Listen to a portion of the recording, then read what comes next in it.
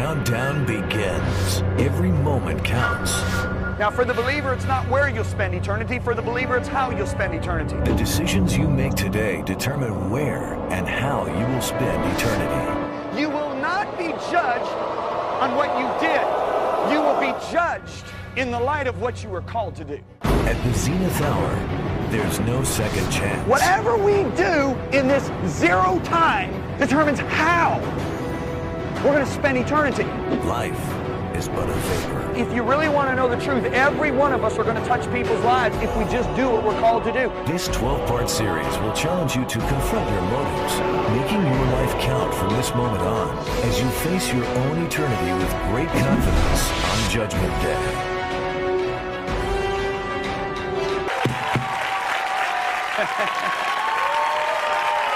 A alegria do Senhor é sua força.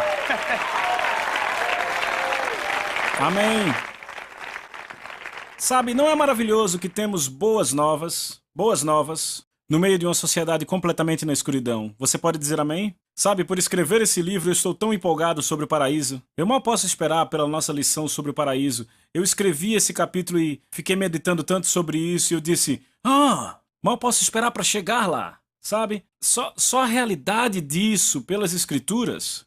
Algumas vezes você não consegue articular, sabe? Mas você sabe o que acontece. Por isso que Deus colocou mestres e professores em nosso meio para entender e articular o que nós já sabemos que acontece por dentro. E para falar a verdade, quando nós pregamos ou ensinamos, eu digo nós nos 5 chamados do ministério, a gente fala coisas e vocês dizem, é verdade. Já notaram?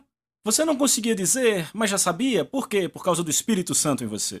É por isso que eu amo servir a Deus. Não há nada que Ele ensine em que você diga, uau! E a sua mente diga, cara, eu nunca soube disso. Por dentro faz bum! Você explode e diz sim. Sabe por quê? Porque o Espírito Santo concorda com a verdade. Você pode dizer amém? Ok, vamos começar em Mateus capítulo 7. Bem, deixa eu te dizer. Jesus veio para nos salvar de pagar a pena eterna do pecado, que foi originalmente planejada por Satanás e seus comparsas.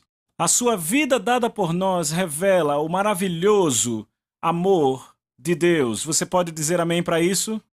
E o Senhor criou tudo no começo perfeito, certo? Tudo que Ele criou. E se você olhar em Gênesis capítulo 1, versículo 31, diz, e Deus viu tudo que Ele criou e, de fato, era muito bom. Não era só bom, era muito bom.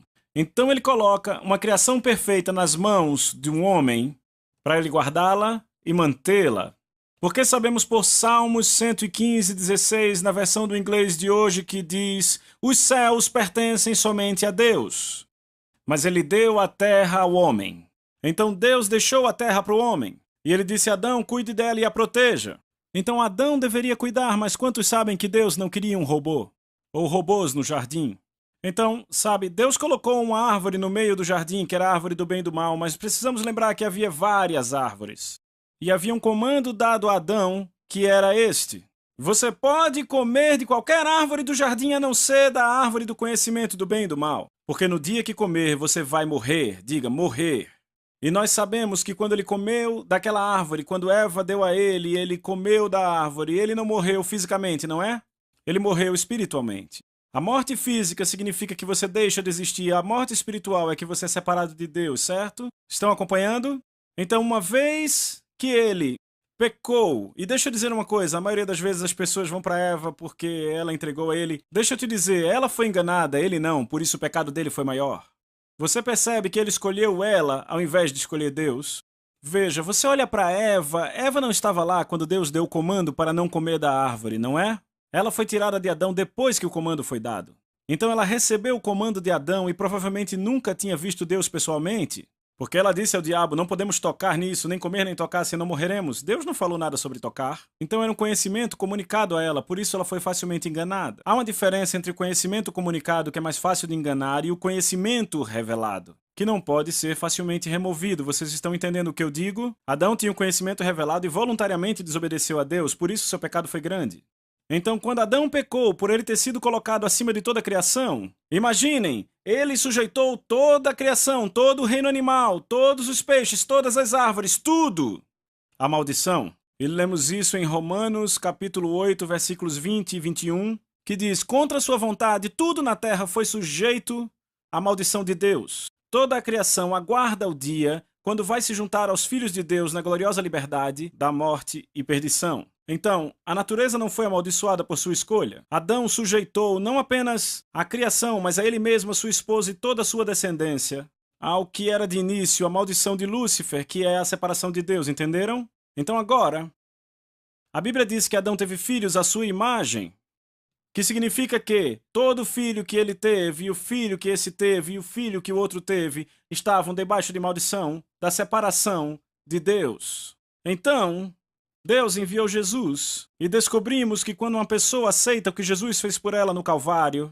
quando se torna cristã, não só tem seus pecados perdoados e evita o julgamento, mas também tem uma nova natureza. Você pode dizer natureza comigo? Lemos em 2 Coríntios capítulo 5, versículo 17, quando alguém se torna cristão, se torna uma nova pessoa por dentro, ele não é mais o mesmo, uma nova vida começou. Então, na nova King James diz que é uma nova criatura, um ser completamente novo. É agora a imagem e semelhança de Deus. Então, há uma mudança completa de natureza. Repita, mudança de natureza. Literalmente nascemos de novo. Não somos mais a imagem do nosso pai Adão, mas agora somos a imagem do novo Adão, que é Jesus. É por isso que é completamente ridículo para mim quando eu ouço cristãos criticando não cristãos pelo comportamento deles. Ficam todos tristes pela forma como o pecador está se comportando. Deixa eu te dizer isso. O que está no DNA espiritual do pecador é pecar. Então é realmente muito engraçado quando eu vejo cristãos tristes por ver um pecador pecando. É a natureza deles. O que é completamente ridículo e fora do padrão é quando alguém que já recebeu Jesus e diz, ele é meu Senhor, vive em pecado habitual. Isso é estranho, porque aquela pessoa tem o DNA espiritual de Jesus e vive contrário a isso. Estão entendendo? Isso é louco. Então vai comigo para Mateus capítulo 7. No versículo 18, Jesus faz uma declaração. Ele diz, uma boa árvore não pode dar mau fruto, nem pode uma árvore ruim dar um bom fruto. Toda árvore que não dá bom fruto é cortada e jogada ao fogo. Desta forma, pelo seu fruto, conhecerão a árvore. Então olhe para mim, o que é que Jesus está dizendo aqui? Ele diz que a natureza de uma árvore é mostrada no nível do fruto. Se você quer ver se uma árvore é boa ou ruim, vá para o fruto. Se você encontra frutos envenenados e não comestíveis na árvore, você sabe que é uma árvore ruim, mas se encontra frutos bons numa árvore, você sabe que é uma boa árvore. E o que Jesus está dizendo é que uma árvore envenenada não pode produzir bom fruto. Por isso eu acho ridículo quando um crente olha um pecador e diz, por que você não está vivendo uma vida santa? Eles não podem produzir bom fruto. E ele disse que essa é a lei espiritual. Uma pessoa nascida de novo, de verdade, não pode produzir mau fruto continuamente. Então, se nós entendermos esse princípio, se entenderá muito mais do que é um crente de verdade na igreja hoje. Porque Jesus declarou desta forma, pelos frutos serão conhecidos. Agora veja o verso 21. Nem todo aquele que diz a mim. Então, mim aqui é quem? Jesus, certo? Não é Buda nem Maomé. Nem todo aquele que diz para mim, Senhor, Senhor. Note a palavra Senhor duas vezes. Lembre da primeira lição. Aprendemos que quando a palavra é repetida duas vezes, ela quer trazer ênfase. Nós conhecemos as pessoas, especialmente na América. Ah, o Senhor me ajudou a ganhar esse jogo de futebol. Ah, o Senhor me ajudou a concluir esse trabalho. Vocês sabem muito bem do que eu estou falando. Nem todo aquele que me diz Senhor, Senhor vai entrar no reino dos céus. Mas aquele que cumpre a vontade do meu Pai que está no céu. O que é que Jesus está dizendo aqui? Nem todo aquele que me chama de Senhor vai entrar no céu. Agora, você percebe que o que está escrito aí desafia o que tem sido pregado na igreja nos últimos 20 anos? Porque na igreja hoje, basicamente o que acontece é que queremos que as pessoas orem a oração mágica. E o que fazemos muitas vezes no culto é persuadi-las por 40, 50 minutos do porquê elas devem orar essa oração mágica. E quando elas se curvam e fazem a oração mágica, dizemos, você agora é um cristão porque você fez a oração do pecador, você confessou a Jesus como Salvador e agora está a caminho dos céus. Não falamos nada sobre arrependimento, não falamos nada sobre negar a si mesmos, sobre levar a cruz, nada sobre deixar o mundo, só faça a oração mágica e você está dentro, baby. Então agora o que temos é um monte de pessoas que fizeram a confissão da oração do pecador, confessaram a Jesus como Salvador, mas não há mudança de natureza. Porque continuam fazendo o que sempre fizeram, pecando. Vocês estão aqui? É por isso que existe tanto pecado hoje na igreja. Porque nós fazemos qualquer coisa para conseguir um convertido. Jesus mesmo disse, rodeais o mar e a terra para fazer um prosélito e uma vez feito, tornais filho do inferno 2 vezes mais que vós. Então, na América, tudo o que fazemos é persuadir as pessoas. Ok, cara, vem pro clube dos nascidos de novo. Vamos, cara, só precisa orar a oração do pecador, vamos! Então, o que fazemos é vir com essas técnicas amistosas para amaciar as pessoas e fazer a oração. Mas mesmo depois que fazem, mantêm as mesmas namoradas. E ainda mantêm a mesma luxúria, os mesmos ídolos, o mesmo pecado. Mas agora no clube dos nascidos de novo. Vejam, o que eu encontro Jesus dizendo mais e mais e mais e mais uma vez é o seguinte: negue a si mesmo, pegue a sua cruz e me siga. Cruz é a morte de si mesmo. Se você procurar pela palavra Senhor, no original grego é a palavra kurios. Kurios, no Novo Testamento, significa supremo em autoridade e também significa posse. Então, quando uma pessoa diz a Jesus, eu confesso você como meu Senhor, temos que ensiná-la sobre o que estão falando. Estão dizendo, Jesus, eu abro mão da posse de mim mesmo e entrego a você. Eu não tenho mais o direito de escolher o que eu quero. Eu agora escolho o que você quer. Eu não vou mais viver como o mundo. Agora veja, eu amo a Bíblia Mensagem. Veja o que ela diz. 1 João 2, 15 a 17, na Bíblia a Mensagem, diz, não ame os caminhos do mundo, não ame as coisas do mundo. Quando vimos a palavra mundo, com o entendimento que temos, pensamos em 2 grandes grupos. O grupo dos nascidos de novo e o grupo do mundo. É assim que pensamos. Estão entendendo o que eu estou falando? Bem, o mundo é o sistema do mundo que resultou da transgressão e queda de Adão. A cultura inteira foi pervertida, como Pedro diz. No dia de Pentecostes ele disse, esteja seguro dessa geração pervertida. Porque é uma geração doente e pervertida por causa do DNA, da natureza que entrou na humanidade quando o homem pecou. Entendem? Então não ame o mundo ou os caminhos do mundo. Ele diz na Bíblia a Mensagem, o amor do mundo sufoca o amor do Pai. Praticamente tudo o que acontece no mundo, o desejo de seguir o próprio caminho, o desejo de querer tudo para si, o desejo de parecer importante, não tem nada a ver com o Pai. Tudo isso afasta do ser humano. O mundo e seu desejo vão passar, mas quem faz o que Deus quer está garantido na eternidade. Você pode dizer amém? Porque sabe o que ele diz? Ele diz claramente, tome a sua cruz. Por quê? Se você não tomar a sua cruz, daqui a pouco você vai chegar num lugar e não vai demorar muito depois de você ter feito aquela oração formulada. Você vai chegar num ponto onde a sua carne, seus amigos ou qualquer outra coisa vão querer que você vá por esse lado e a vontade de Deus quer que você vá por esse. Se você não tiver tomado sua cruz, você nem precisará ir pelo caminho dos amigos ou da carne. Você ainda estará confessando Jesus como Senhor, mas vai estar se enganando porque Ele não é seu mestre. É você que está controlando sua vida. Então é isso que devemos dizer às pessoas, que servir a Jesus é abrir mão de todas as coisas. Eu abro mão de tudo e te sigo. É uma troca, vocês estão entendendo? É uma grande troca, é abrir mão de tudo. Mas aí é que está o problema. Então oramos a oração do pecador, deixamos as pessoas empolgadas e agora elas estão empolgadas como se estivessem no novo clube ou emprego. Você já viu alguém empolgado com um emprego novo? É uma coisa nova, cara! Então você pega aquelas pessoas, aqueles convertidos, elas oram a oração formulada e agora estão todos empolgados. Uou! Eu digo uma vez, a minha esposa entrou numa casa onde um homem e uma mulher estavam vivendo juntos e eles iam todo domingo para a igreja para aprender sobre a Bíblia. Será que era um tipo secreto de igreja? E ela falando, eu não gosto quando ele viaja, aquele armário dele, esse é o meu, essa é a cama onde dormimos. E eu fiquei, você realmente acha... Vocês entendem o que eu estou dizendo? Não tem condenação de viver nessa vida que viviam? Vocês entendem o que eu digo?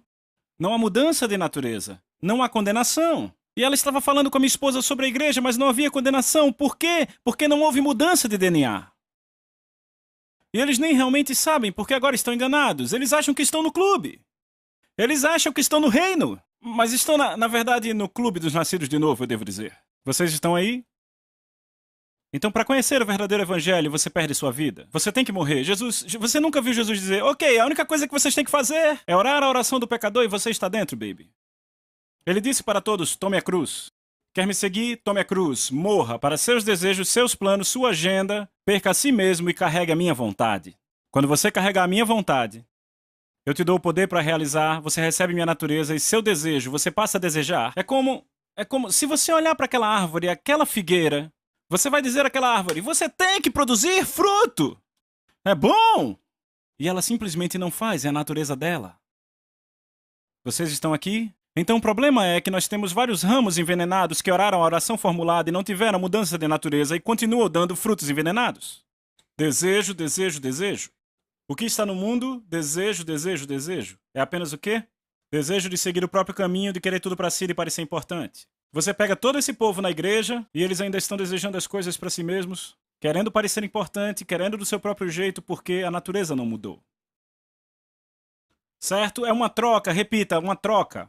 Colocamos nossa vida inteira à disposição e recebemos a vida dele e a natureza dele. Repita comigo, natureza. Jesus repetidamente comunicava isso. Eu vou ler para você o Evangelho de Marcos 8, 34 e 35. Jesus diz, todo aquele que desistir da sua vida, que é vivida apenas na terra, por mim e pelo Evangelho, irá salvar sua vida espiritual mais elevada no reino eterno de Deus. Você vê a troca aqui. A troca definitiva. Deixamos nossos direitos como donos da nossa vida para seguir os seus desejos. Isso não é enfatizado em nossos dias, amigos. Pregamos mais as promessas da ressurreição do que a cruz. Deixa eu dizer para vocês, nós temos que pregar as promessas da ressurreição, mas se não pregarmos a cruz, não teremos de verdade as promessas, porque nossa natureza não mudou. Temos deixado de dizer ao povo que isso vai custar a liberdade deles. Repitam, liberdade. Você sabia disso? Deixamos de dizer que isso vai custar a liberdade, mas apenas a liberdade percebida.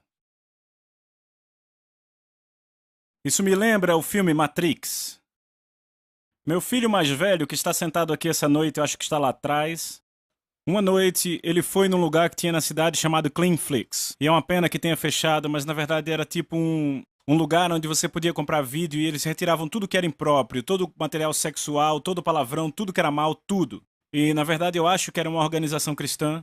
E ele trouxe para casa esse filme chamado Matrix e disse, pai, você precisa vê-lo. E eu deixei de lado por um pouco, houve uma grande repercussão do filme, e depois de 2 anos, meu filho me trouxe de novo o filme, ainda bem que ele o fez. Mas existe uma pergunta interessante nesse filme, e a pergunta é a seguinte. Como você saberia a diferença entre o mundo dos sonhos e o mundo real se você não acordasse do sonho?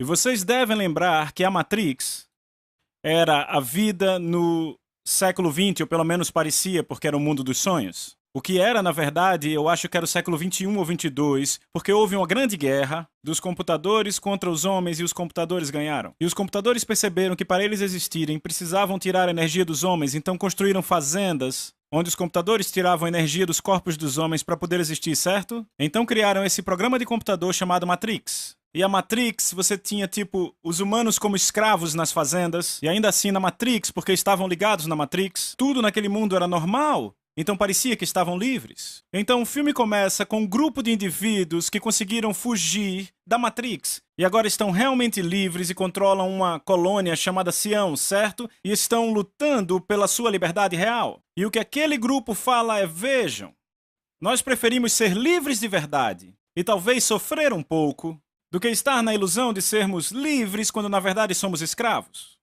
É exatamente assim com as pessoas que estão servindo o mundo. Eles na verdade não morreram para si mesmos, entenderam? Você tem que morrer para receber a vida dele. Você tem que morrer para receber a natureza dele. Mas aí você vem, eu sou livre. Não, você não é livre, é uma liberdade percebida como a Matrix.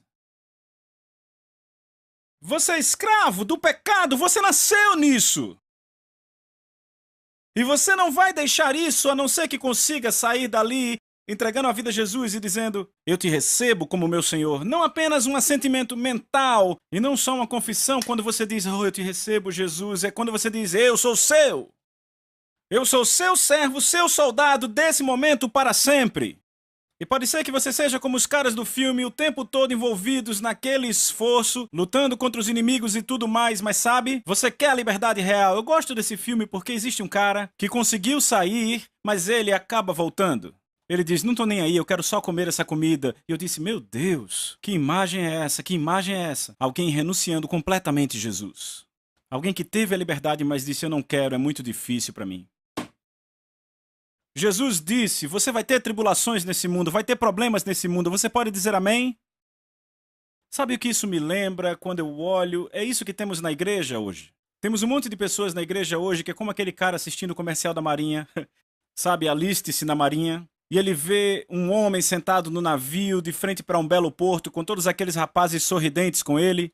Então ele, eu quero isso, eu quero ver o mundo, eu vou para a marinha. Então ele sai, vai para o quartel, assina tudo, não lê aquela parte sobre abrir mão da própria vida, não é? Então vai assinando tudo e diz, agora eu vou para o navio conhecer o mundo, vai ser ótimo, certo? E aí sabe o que ele ganha? Campo de treinamento.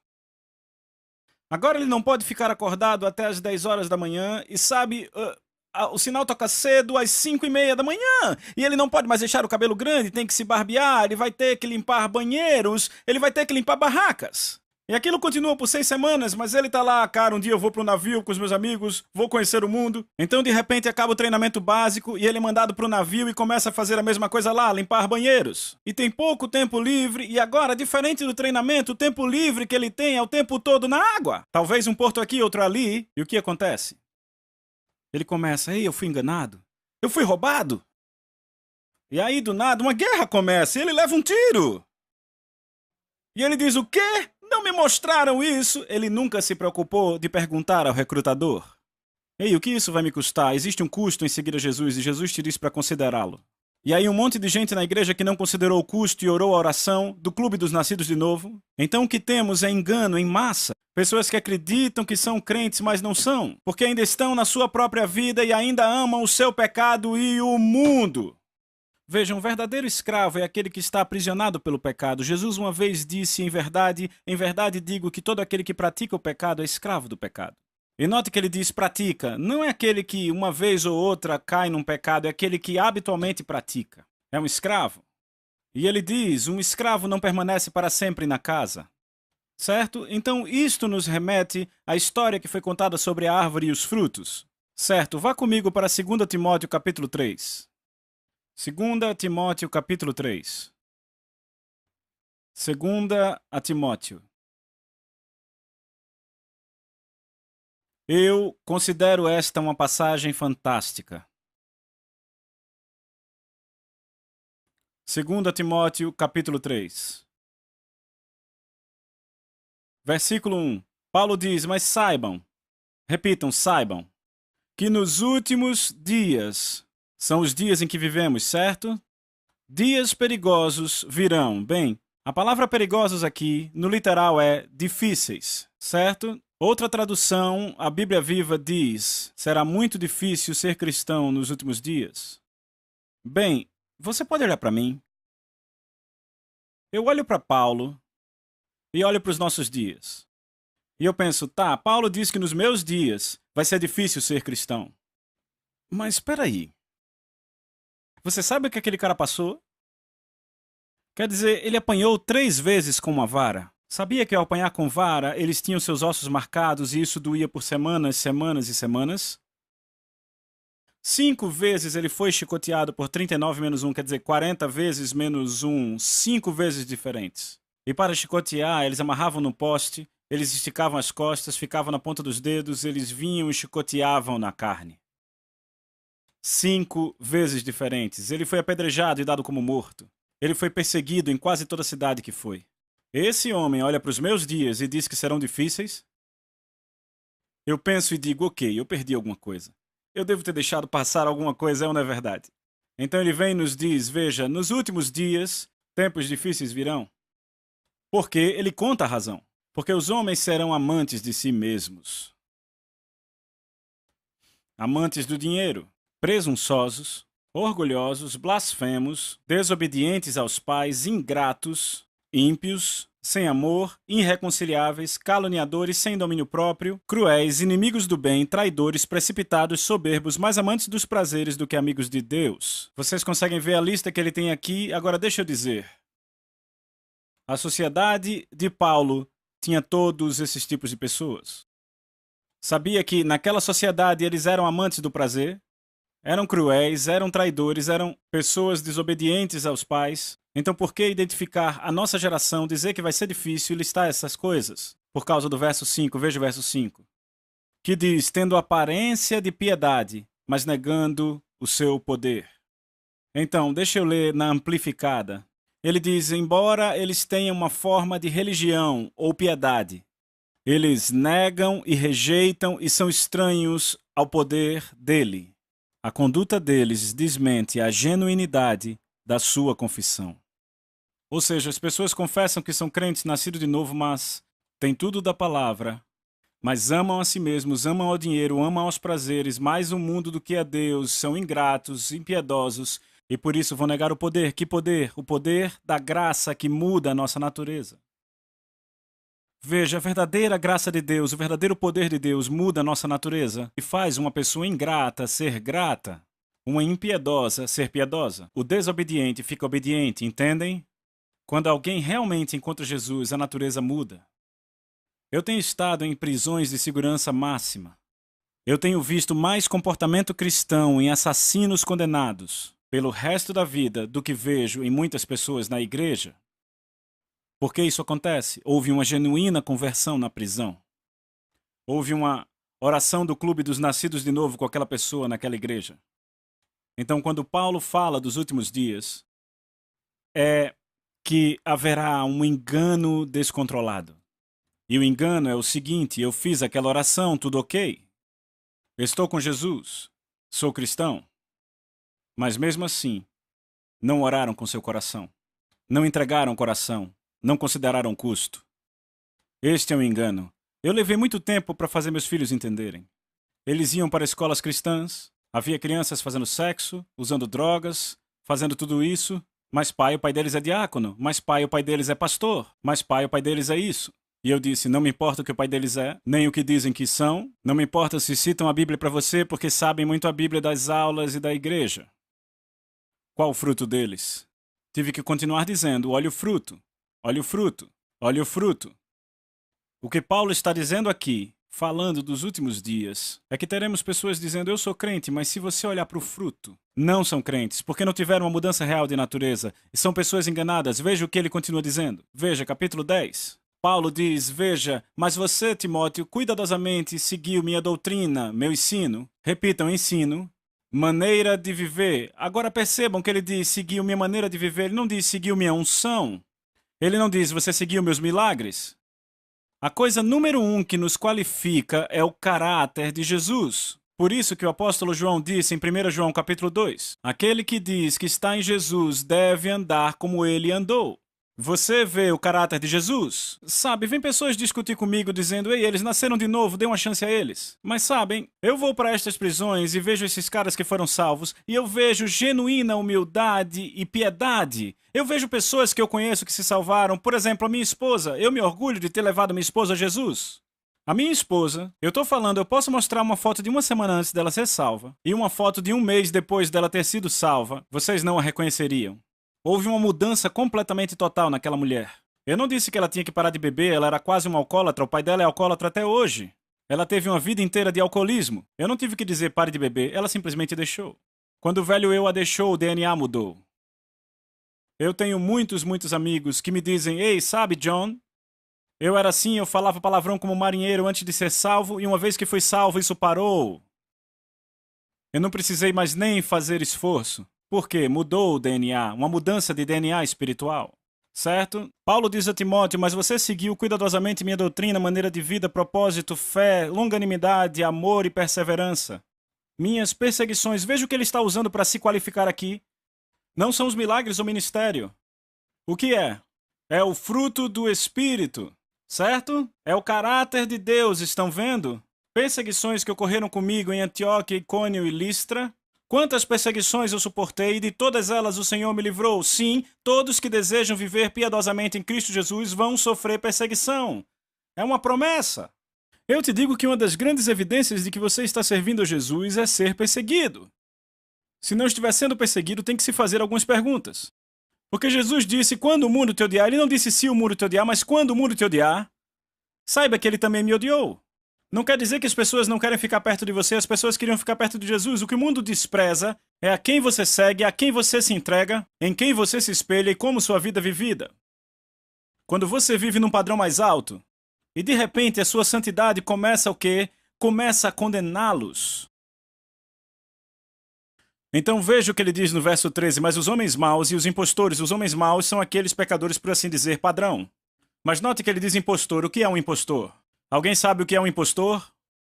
O impostor, aqui está a definição, é aquele que assume uma identidade externa que não é a sua natureza real.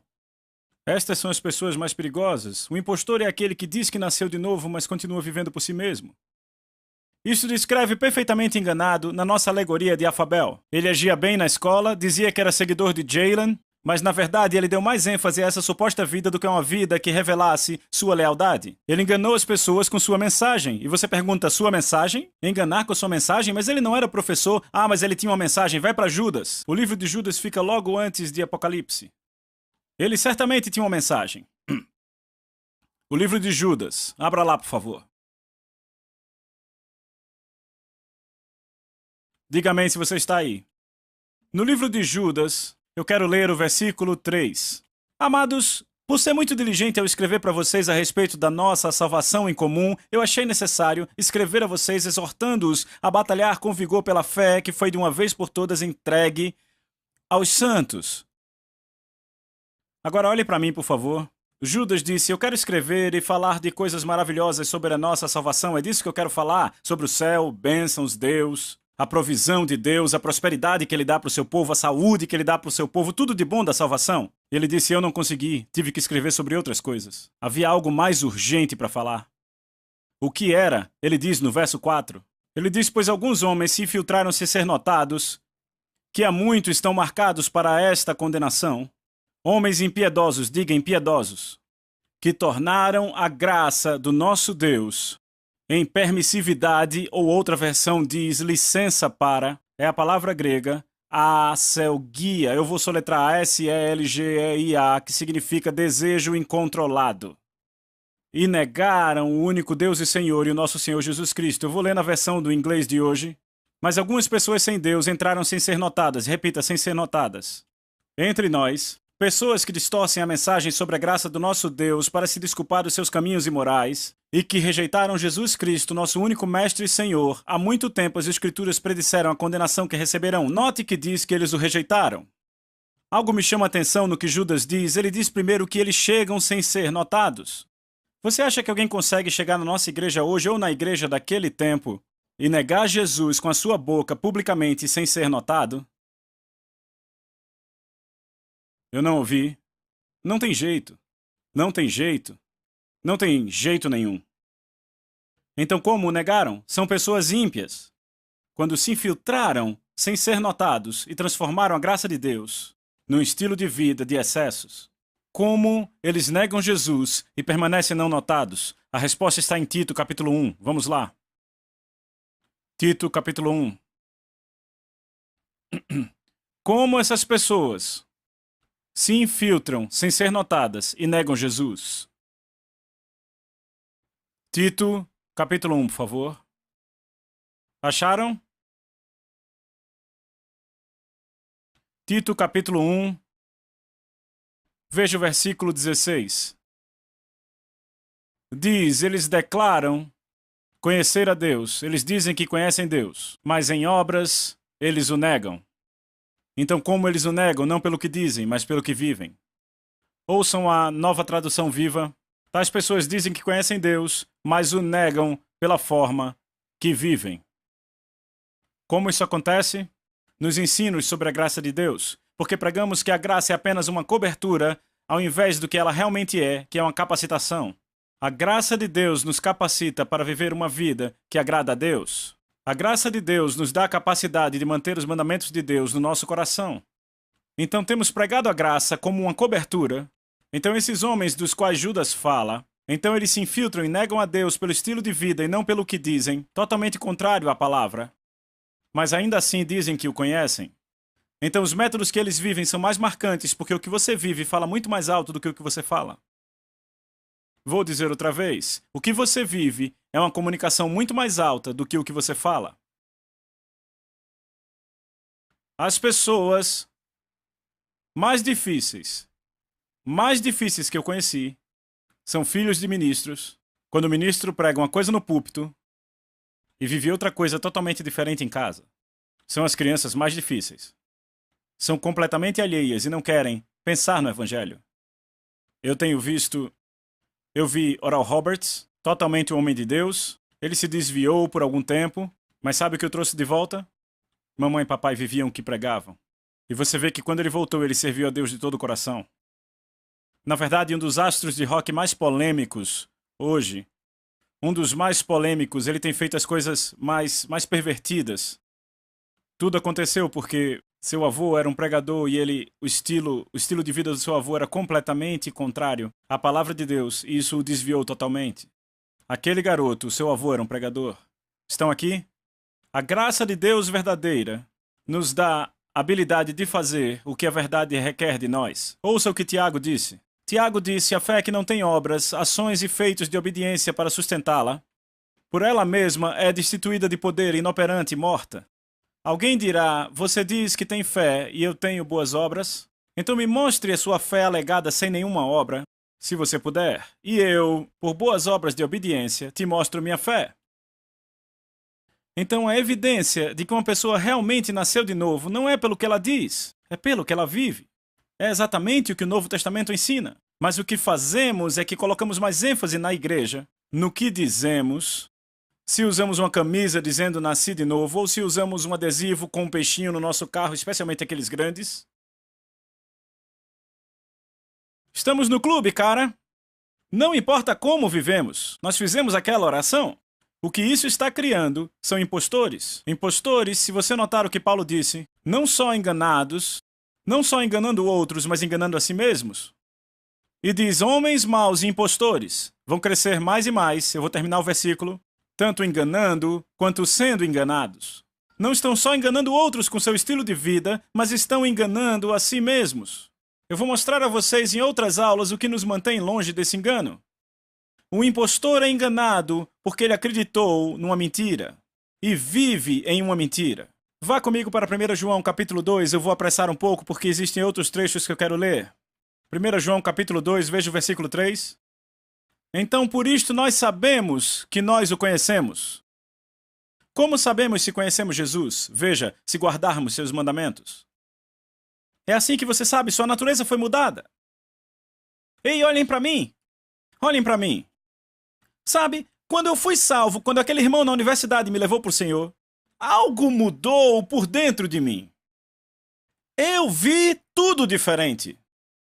Meus desejos interiores mudaram. Muito embora eu ainda estivesse lutando com o pecado em algumas áreas. Ok, meus desejos interiores mudaram. Quando eu pecava antes disso, não me sentia mal. Eu sou só um garoto americano, tenho minhas necessidades. Entendem o que eu digo? Não me sentia culpado. Até que eu vi o chão se abrir e engoli aqueles caras no cinema. Mas então Jesus veio até mim quando eu o recebi como Senhor. Então, de repente, meus desejos ficaram diferentes. Eu ainda era atacado pela luxúria, pornografia, da qual em 6 de maio de 1985 Deus me libertou. Eu fui salvo em 1979. Eu ainda estava, mas sabe, toda vez que eu caía no pecado da luxúria, eu me sentia muito condenado. Muito condenado. Você vê pessoas hoje que dizem: eu nasci de novo, fiz a oração do pecador. Sem honestidade nos negócios, sem condenação. Vivendo com a namorada, sem condenação. Enchendo a cara de álcool, sem condenação. Por que não há condenação? Não há mudança de natureza. Estão dando fruto que sempre deram, mas agora enganados, achando que estão no clube dos nascidos de novo. Esses são os mais enganados, porque veja o que João continua a dizer. Nisso sabemos que conhecemos, como sabemos que conhecemos, mantendo os mandamentos. Aquele que diz eu conheço e não mantém os mandamentos é um mentiroso, enganado, e a verdade não está nele. Estão vendo? Vai comigo, por favor, para o Evangelho de Mateus, capítulo 7. Verso 21. Nem todo aquele que me disser Senhor, Senhor, entrará no reino dos céus. Então Jesus diz que nem todo aquele que o confessar como Senhor vai entrar no reino dos céus. Ele diz: mas aquele que faz a vontade do meu Pai. Então não é só confessar, é confessar e fazer. E por que fazemos? Porque houve mudança de natureza, submissão completa, aconteceu a maior troca, a sua vida pela vida dele. Vocês entendem? Então veja o que ele diz: muitos, não poucos, não alguns, mas muitos vão dizer para mim, Senhor, Senhor, não profetizamos em teu nome, expulsamos demônios e fizemos maravilhas em teu nome, e eu vou declarar, eu nunca conheci vocês. Apartai-vos de mim, vocês que praticam a injustiça. Deixa eu ler isto para vocês. Na versão do inglês de hoje.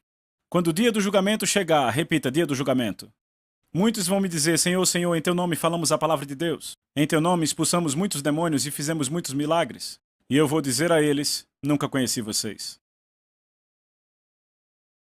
Nos anos 80, perto da virada da década, Deus me deu uma visão que eu nunca vou esquecer. Nessa visão, eu vi uma multidão tão grande que eu não conseguia ver o final dela, como naquelas cruzadas do Reinhard Bonnke que você não consegue ver o fim da multidão. E essas pessoas chegavam aos portais do céu. E todas elas esperavam que Jesus dissesse: entrem no reino de Deus. Ao invés disso, ouviram dizer: vão embora, eu não os conheço. Todas essas pessoas o confessaram como Senhor. Todas o confessaram como Salvador. Suas igrejas fizeram milagres no nome dele e algumas até expulsaram demônios em seu nome. E o que Deus me deixou ver foi o horror e o choque que estava em suas faces. Tinham certeza de estar salvos, quando na verdade não estavam. Eu não me lembro de ter visto nada mais terrível na minha vida. Eu me lembro de ter dito: Deus, eu vou atrás dessas pessoas que pensam que estão salvas e não estão. E você vê Jesus fazendo isso. Vê ele falando às igrejas no livro de Apocalipse. Você pensa que está vivo, abençoado, espiritualmente abençoado e tudo mais. Na verdade está miserável, nu e pobre. Ele teve que mostrá-los a condição em que estavam antes de tirá-los daquela condição. Vocês entendem? Se você não mostrar às pessoas que elas estão realmente perdidas, muito embora pensem que estão salvas, como o amigo que falei na última sessão que tivemos, ele achava que era um cristão e um dia percebeu que não era. Então, se continuarmos pregando mensagens amigáveis apenas, não há nada de errado se pregarmos uma mensagem que vai levantar as pessoas, encorajá-las, mas se isso é tudo que você prega, teremos um monte de impostores, teremos um monte de gente enganada. Paulo disse que a única forma de apresentar todo homem perfeito em Cristo é exortá-lo e ensiná-lo. Todos gostam do ensino, mas não me fale de exortação, porque eu não quero ouvir sobre isso. Não me diga que o inferno existe, nem me fale disso. Que eu tenho que entregar a minha vida a Cristo. Eu gosto do meu estilo de vida e eu também quero ir para o céu. Então me dê um tipo de cristandade que vai me dar meu estilo de vida, tudo o que eu quero e também o céu. É isso que eu quero, me dê isso, pregador, e é isso que eles estão dando, porque há uma pressão. Disso que Paulo falava quando ele disse que nos últimos dias as pessoas escolherão mestres. Darão a ela o quê? O que faz seus ouvidos coçarem. Isso significa que dirão exatamente o que elas querem ouvir. Então, como resultado, os pregadores se encontram. Muitas vezes, muitos pregadores estão numa sinuca de bico. Suas igrejas estão crescendo porque estão pregando mensagens muito positivas. E o que acontece é que tem pessoas vivendo desse jeito, daquele jeito, desse jeito, daquele jeito e não vivem uma vida de entrega. Então, se começarem a pregar aquilo, vão perder as pessoas porque as geraram de um jeito diferente. Se você as gera com compromisso, tenderá a mantê-las com compromisso. Tenderá a continuar pregando o compromisso, senão vai perdê-las, e se perdê-las, elas ficarão muito ofendidas. Se você estreitar o caminho, terá muitas pessoas ofendidas. Elas vão dizer: ei, por que você não me disse? Por que não me disse isso antes? Eu não sei vocês, mas eu gosto de corretor honesto. Um corretor que me diga: veja, essa é uma casa legal, mas sabe, a casa tem um problema nessa e nessa área e ela também tem outro problema aqui e aqui, mas sabe, isso não me importa, nem isso, eu gosto da casa. Você compra a casa e tudo bem. Você sabe o que comprou. Vocês entendem? Mas aí outra pessoa vem vender a casa e diz: essa casa tá linda, e você descobre que ela tem esse problema e aquele problema e esse e aquele, e fica irado com a pessoa que vendeu. Por quê? Porque ela não disse a verdade. Por isso que Jesus, quando falava às pessoas, você pode ver nos evangelhos, ele disse: você tem que negar-se a si mesmo, levar sua cruz e me seguir. Ele disse o tempo todo que tinha um preço. Há um preço a pagar para me seguir. Não queremos enganar ninguém. Queremos que as pessoas da nossa geração saibam a verdade para que no dia do julgamento não tenham surpresas. Queremos pessoas que preguem para, no dia do julgamento, ouvirem: muito bem, servo bom e fiel. Entrem no gozo do seu Senhor. Eu vou mostrar a vocês, nas aulas que virão, como houve pessoas que na verdade ouviram a pregação de Jesus e se desviaram, porque o que ele pregava era muito forte. Mas pelo menos conheceram a verdade. Amém? Você diz amém? Aprenderam algo hoje? Amém.